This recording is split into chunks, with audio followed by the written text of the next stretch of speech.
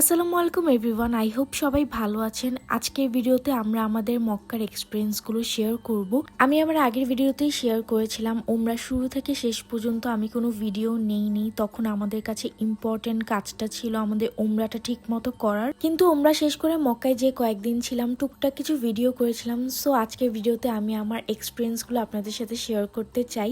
I hope আজকের ভিডিওটা আপনাদের জন্য হেল্পফুল হবে। আমরা যেদিন ওমরা করেছিলাম আমি আগেই শেয়ার করেছিলাম আপনাদের সাথে, সেদিন আমার বার্থডে ছিল। আমরা আমাদের ওমরা শেষ করে ফজরের নামাজ পড়ে হোটেলে যেই কিছুক্ষণ রেস্ট নিয়ে বের হয়ে যাই, কারণ আমাদের কারোই রুমে মন বসছিল না। নিজের চোখ দিয়ে সামনাসামনি কাবা ঘরটা দেখার অন্যরকম একটা ফিলিংস, এটা মুখে বলার মতো না। আলহামদুলিল্লাহ আলহামদুলিল্লাহ, আল্লাহ তাআলা আমার জন্মদিনের দিন তার ঘরে আমাদেরকে ইনভাইট করেছে। আমরা নিজের চোখ দিয়ে আল্লাহর ঘরকে দেখতে পেয়েছি। সত্যি বলতে এটা পুরোপুরি স্বপ্নের মতো লাগছিল আমাদের কাছে। যখন আমরা ওমরা করি, ওমরার কিন্তু বেশ কিছু নিয়ম আছে। তার মধ্যে একটা নিয়ম হচ্ছে কোনো সুগন্ধি ব্যবহার করা যাবে না। কাবা ঘরে যেহেতু সুগন্ধি লাগানো থাকে, তাই ওমরার দিন কাবা ঘর না ধরাটাই ভালো। আমরা আমাদের প্রথম দিন ওমরা শেষ করে যতদিন মক্কাতে ছিলাম চেষ্টা করতাম হিরাম শরীফে নামাজ পড়ার জন্য, আর যতটুকু সম্ভব চেষ্টা করতাম বেশি বেশি নফল তাওয়াফ করার জন্য। আলহামদুলিল্লাহ সেদিন আল্লাহ তাআলা আমাদের তার কাবা ঘর ধরার সুযোগ দিয়েছিল।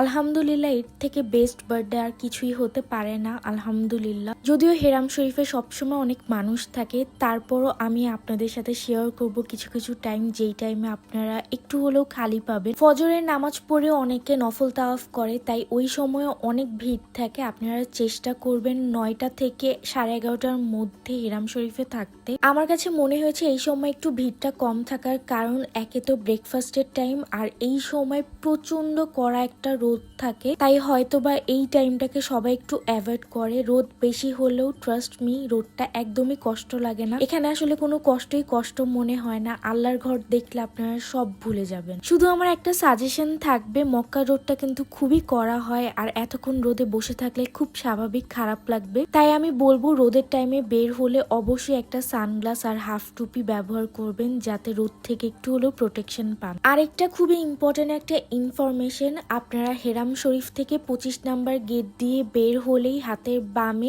এই লস্ট অ্যান্ড ফাউন্ডটা পেয়ে যাবেন। যদি হেরাম শরীফে ভিড়ের কারণে আপনাদের কোনো জরুরি কাগজ, পাসপোর্ট অথবা টাকা হারায়, তাহলে আপনারা এই লস্ট অ্যান্ড ফাউন্ড থেকে পেয়ে যাবেন। এই লস্ট অ্যান্ড ফাউন্ডের পাশেই কিন্তু আমাদের নবীজি হযরত মুহাম্মদ সাল্লাল্লাহু আলাইহি ওয়াসাল্লামের জন্মস্থান। আর আমার একটা হাম্বল রিকোয়েস্ট থাকবে আপনাদের কাছে, যদি আপনাদের আশেপাশে কোনো মুরব্বী ওমরা বা হজে যায়, তাহলে আপনারা এই জিনিসটা প্লিজ শিখাই দিবেন, যাতে ওমরা বা হজ করার সময় যে কোনো একটা নির্দিষ্ট জায়গা ফিক্স করতে, যদি তারা হারায়ও যায় তাহলে যাতে ওই ফিক্স জায়গায় দাঁড়ায় থাকে, তাহলে হচ্ছে ইজিলি তাদেরকে খুঁজে পাওয়া যাবে। সেদিন আমার কাছে দুইজন এসেছিল, একজন ইন্দোনেশিয়ান ছিল আর আরেকজন পাকিস্তান। তারা দুইজনই হারায় যায়। ওনারা মেবি প্রথমবার ওমরা করতে এসেছিল আর গ্রুপ থেকে হারায় যায়। চেষ্টা করবেন আপনাদের কাছে যদি কেউ হেল্পের জন্য আসে, আপনাদের বেস্টটা দিয়ে হেল্প করার জন্য, কারণ আল্লাহ কারো সিলাই কিভাবে আপনার কাছে পাঠিয়েছে, কেন পাঠিয়েছে, এটা আল্লাহ তাআলাই ভালো জানেন। সো সবাইকে একটু হেল্প করার ট্রাই করবেন। সেদিন আমরা 3 গ্রুপ একসাথে জিয়ারাতে গিয়েছিলাম জেদ্দাতে। জেদ্দাও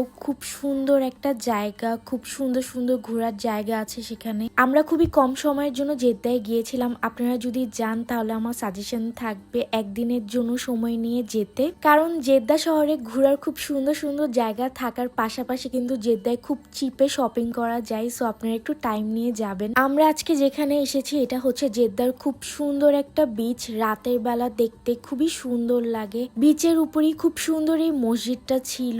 এই মসজিদটা খুবই খুবই সুন্দর, ভিতরটাও খুবই সুন্দর। আমরা সেদিন এখানে নামাজ পড়েছিলাম। জায়গাটা এত সুন্দর ছিল, খুব সুন্দর একটা ঠান্ডা বাতাস ছিল, ছেড়ে যেতে ইচ্ছা করছিল না। আপনাদের যদি সামনে ওমরা বা হজে যাওয়ার প্ল্যান থাকে, তাহলে আমি আরেকটা ইম্পর্টেন্ট জিনিস আপনাদের সাথে এখন শেয়ার করব। মদিনা যেমন আমাদের কাছে খুব অর্গানাইজ লেগেছিল, হেরাম শরীফে এসে একটু কনফিউজ ছিলাম আমরা, কারণ সবসময় সব গেট খোলা থাকতো না। শুধু এই 79 নাম্বার গেটটা সবসময় খোলা থাকে, আর এটা দিয়ে ঢুকলে আপনারা ইনশাল্লাহ একদম সোজা কাবা ঘরের সামনে চলে আসবেন। অনেকেই মক্কা অথবা মদিনায় কোরআন শরীফ হাদিয়া দিতে চান। যদি আপনারা মদিনা নববী মসজিদ অথবা মক্কার হেরাম শরীফ বা আয়সা মসজিদ যে কোনো জায়গায় যদি কোরআন শরীফ দিতে চান, তাহলে অবশ্যই সিলালা কোরআন শরীফ দিতে হবে, কারণ নর্মাল কোরআন শরীফ তারা একসেপ্ট করে না। সব থেকে ভালো হয় আপনারা হেরাম শরীফ থেকে বের হয়ে হিলটন মলে চলে যাবেন, সেখানে কোরআন শরীফ বিক্রি করে, আপনারা কোন কোন মসজিদে দিতে চান সেই হিসাবে আপনারা কোরআন শরীফ নিবেন। কোরআন শরীফটা পারচেস করলে তারা আপনাদেরকে কোরআন শরীফের মধ্যে সিল দিয়ে দিবে। তারপরে আপনারা যদি চান আপনারা নিজেই সেই কোরআন শরীফটা যেই মসজিদে দিতে চান সেটা দিতে পারবেন। অথবা সব থেকে বেস্ট হয় যেটা আমরা করেছিলাম, ওনারাই আমাদেরকে পারচেস করার সময় বলেছিল যে আমরা কোন কোন মসজিদে দিতে চাই। আমরা আমাদের প্রেফারেন্স গুলো বলে দিয়েছিলাম তাদেরকে,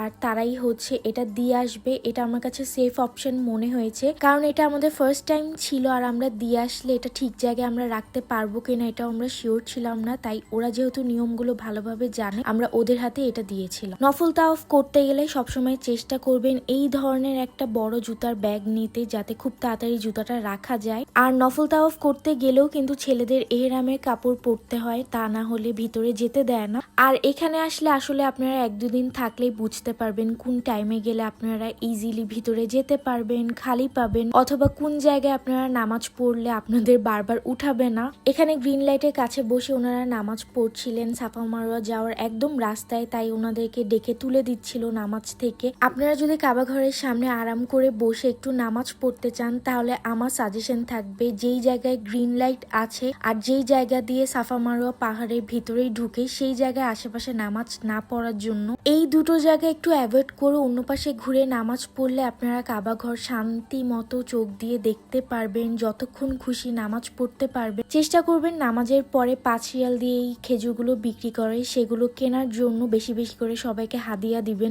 এখানে হচ্ছে আমরা অনেক ফ্রেশ জুস খেতাম, এই আনারের জুসটা অনেক বেশি খাওয়া হতো। মক্কা অথবা মদিনায় কিন্তু আপনারা খুব কম প্রাইসে লাগেজ পেয়ে যাবেন। আমরা বাংলাদেশ থেকে খুব কম লাগেজ এনেছিলাম, এখান থেকেই হচ্ছে আমরা টুকটাক লাগেজ কিনি। সবচেয়ে বড় সাইজের যে লাগেজটা আপনারা দামাদামি করলে 110 থেকে 120 রিয়ালে পেয়ে যাবেন, যেটা বাংলাদেশি টাকায় 3700 থেকে 3800 টাকা। আমাদের হেরাম শরীফ থেকে মক্কার হোটেলটাও বেশ কাছে ছিল আর যাওয়ার রাস্তায় অনেক অনেক দোকান পড়তো, সো একটু একটু থেমে থেমে যেতাম আমরা আর এই যে টুকটাক কেনাকাটা করতাম। মক্কায় যদি আপনারা শপিং করতে চান তাহলে ক্লক টাওয়ারে বেশ কিছু দোকান আছে, আর হিলটন মল হচ্ছে আমাদের গো টু প্লেস ছিল। হেরাম শরীফ থেকে বের হলেই 6 নাম্বার ওয়াশরুমের পাশ দিয়ে হিলটন মল। হিলটনের ভিতরে বিনদাউত আছে, এটা হচ্ছে একটা সুপার শপের মতো একটা জায়গায় আপনারা অনেক ধরনের জিনিস অনেক কম কম প্রাইসে পেয়ে যাবেন। এই দোকানে ক্লক শু গুলোর কোয়ালিটি খুবই ভালো ছিল, পরে খুবই আরাম। সো আমরা 4 জনই এখান থেকে জুতা নিয়েছিলাম, আর বেশিরভাগ এখানে দেখবেন সবাই এই টাইপেরই জুতা পরে, কারণ অনেক বেশি হাঁটাহাঁটি করতে হয় তো কমফোর্টেবল জুতা না হলে আরাম পাওয়া যায়। হিলটন মলের প্রত্যেকটা দোকানে আপনারা একটা করে বাঙালি পেয়ে যাবেন, সো ল্যাঙ্গুয়েজ নিয়ে খুব একটা প্রবলেম হয় না। একদম মনে হয় বাংলাদেশে কোনো শপিং মলে এসেছি। আর এখানকার বাঙালিরা কিন্তু খুবই ওয়েলকামিং হয়, খুব সুন্দর করে কথা বলে, আপনাদেরকে খুব সুন্দর সুন্দর জিনিস বের করে দেখাবে। এখানকার দোকানগুলো সব ফিক্সড প্রাইসের হলেও আমরা যখন পারচেস করেছিলাম আমাদের কাছে অনেক কম কম করে প্রাইসগুলো রেখেছিল। এখানকার প্রাইস রেঞ্জটা আমি বলবো মিডিয়াম থেকে একটু হাই রেঞ্জের মধ্যে, কিন্তু এখানকার কাপড়ের কোয়ালিটি, প্রোডাক্ট কোয়ালিটি খুবই ভালো। আমরা ফেব্রুয়ারির টাইমে গিয়েছিলাম, এখানে তখন প্রাইস রেঞ্জটা এমন ছিল 100 রিয়ালেও খুব ভালো ভালো আবায়া পাবেন, যেটার বাংলাদেশি টাকায় 3000 থেকে 3500 টাকা। এগুলো সব ব্র্যান্ডের আবায়া, সো প্রাইসটা একটু বেশি, 200-300 রিয়ালেও আরো ভালো ভালো কোয়ালিটির আপনারা আবায়া পাবেন। মা যে নিয়েছিল আমি দেখেছিলাম, কোয়ালিটিটা আসলে অনেক ভালো। আমি যে জুতার আবায়া দোকানগুলো আপনাদেরকে দেখালাম এগুলো সব 3rd ফ্লোরে ছিল, আর এই 3rd ফ্লোরেই হচ্ছে আপনারা বডি মাসাজ আর ফুট মাসাজের এই দোকানটা পেয়ে যাবেন। হাঁটাহাঁটিটা যেহেতু অনেক বেশি করতে হয়, আপনারা হেরাম শরীফ থেকে বের হয়ে হিলটন মলের এখান থেকে এই ফুট মাসাজ বডি মাসাজটা নিতে পারবেন। এটার প্রাইসটা মিনিট হিসাবে ছিল, আমরা 7 মিনিটের প্যাকেজটা নিয়েছিলাম যেটার প্রাইস ছিল 10 রিয়াল, আর বাংলাদেশি টাকায় কাউন্ট করলে এটা 230 টাকার মতো পড়বে, যেটা আমার কাছে একদমই ওয়ার্থ ইট মনে হয়েছে।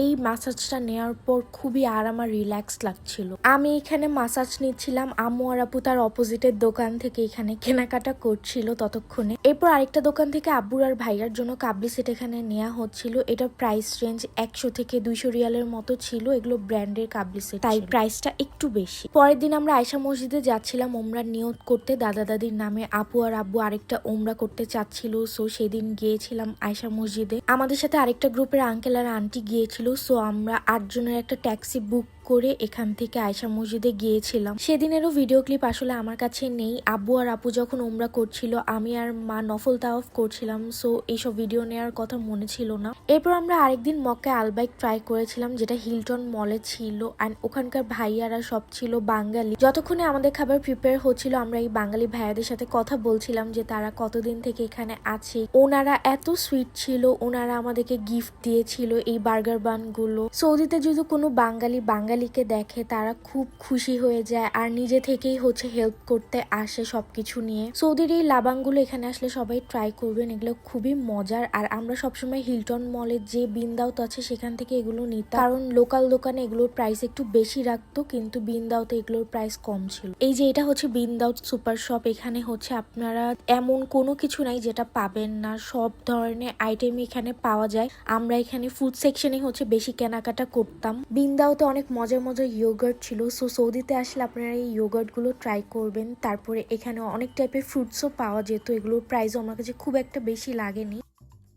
আমি আমার ব্লগে বারবার ফ্রুটস, পানি, জুস এগুলো খাওয়ার কথা বেশি বলি কেন, কারণ এখানে রোদটা অনেক বেশি। এন্ড আমাদের আশেপাশে আমরা এরকম অনেক দেখেছিলাম যে ডিহাইড্রেশনের কারণে অসুস্থ হয়ে পড়ে। এখানে আসলে আমার মনে হয় সুস্থ থাকাটা অনেক জরুরি, কারণ আল্লাহর ঘরে সবসময় আসার সুযোগ থাকে না। তো সুস্থ থাকলে আপনারা ইবাদতটা ঠিক মতো করতে পারবেন, তাই বেশি বেশি করে এই জিনিসগুলো খেয়াল রাখবেন। বিন দাউত খুবই বড় একটা সুপার শপ, আর এখানে অনেক টাইপের অনেক ধরনের সেকশন আছে। আমি সবগুলো ঘুরে দেখাতে আপনাদের পারিনি, যতটুকু সম্ভব দেখি। এই যে এখানে শ্যাম্পু কন্ডিশনারও পেয়ে যাবেন 17 রিয়াল বাংলাদেশি টাকায় হয়তো 450 টাকা হয়, আর 23 রিয়াল 800 টাকার মতো হয়। আমি যে কোরআনের হাদিয়ার কথা বলেছিলাম, আপনারা বিন দাউত থেকে বের হলেই যে বিল করবেন সেই জায়গার বাহিরেই কোরআনগুলো বিক্রি করে। পরের দিন আমাদের এজেন্সি থেকে জিয়ারাতে নিয়ে যায়, যেখানে হজ হয়, ক্যাম্পগুলো কোথায় থাকে, আর আরাফতের ময়দানও আমাদেরকে দেখিয়েছিল সেদিন। আমাকে অনেকে টেক্সট দিয়ে অথবা কমেন্টে জিজ্ঞেস করছেন যে আমরা কোন এজেন্সির থ্রুতে গিয়েছিলাম। ট্রাস্ট মি, এজেন্সি সার্ভিস যদি ভালো হতো তাহলে আপনাদের বলতেও হতো না, আমি নিজেই আপনাদেরকে রেফার করতাম।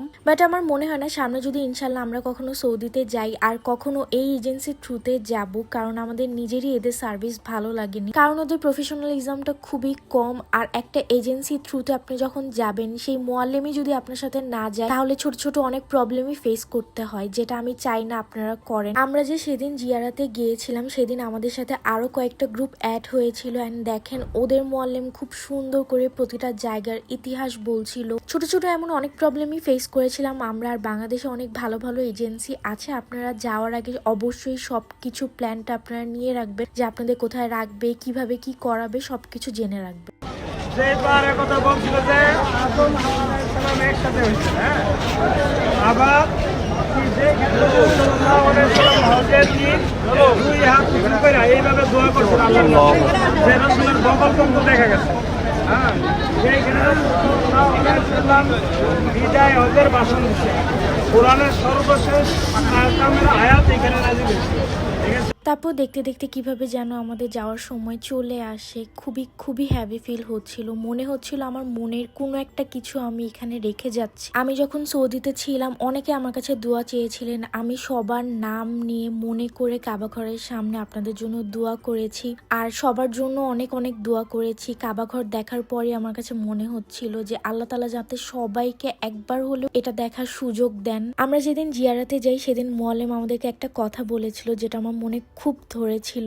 এখানে আসার জন্য আসলে আপনাদের নিয়ত করতে হবে, বাকিটা আল্লাহর ইচ্ছা। আপনি নিয়ত করবেন, দেখবেন আল্লাহ আপনাদেরকে কিভাবে এখানে আনবে সেটা আল্লাহর উপর। এখানে আসলে আপনারা দেখবেন বিভিন্ন দেশ থেকে বিভিন্ন ধরনের মানুষ এখানে আসে, হয়তো তাদের থাকারও জায়গা নাই, তারা এখানে কখনো আসতে পারবে সেটা তারাও কখনো ভাবেনি। আবার এমনও অনেক মানুষ আছে যাদের অনেক টাকা, কিন্তু এখানে কখনো আসতেই পারে না। আপনারা যখন এখানে আসবেন, আশেপাশে মানুষের সাথে কথা বলবেন, তখন জানতে পারবেন যে তাদের জীবনে আসলে যেমন কষ্ট, আল্লাহ আমাদেরকে খুব ভালো রেখেছে আলহামদুলিল্লাহ। অনেক মনে কষ্ট নিয়ে আল্লাহর কাছে একবার হলেও আসে, যাতে আল্লাহ দোয়াগুলো কবুল করে। সো আল্লাহ কার দোয়া কিভাবে কবুল করবে, কিভাবে তাদেরকে ইনভাইট করবে, এটা আসলে আল্লাহই ভালো জানেন। আমি মন থেকে দোয়া করি আল্লাহ যাতে এখানে সবাইকে আসার তৌফিক দান করেন, সবাই যাতে একবার হলেও হলেও আল্লাহর ঘর দেখতে পারেন। আমরা আমাদের বিদায় তাওয়াফটা করে মক্কা থেকে জেদ্দা এয়ারপোর্টে চলে যাই। সবাই আমাদের জন্য অনেক অনেক দোয়া করবেন যাতে আল্লাহর ঘরে আমরা আবার যেতে পারি। আই হোপ আজকে ভিডিওটি আপনাদের জন্য হেল্পফুল ছিল। আমি যতটুকু পেরেছি আপনাদেরকে বুঝাতে, যে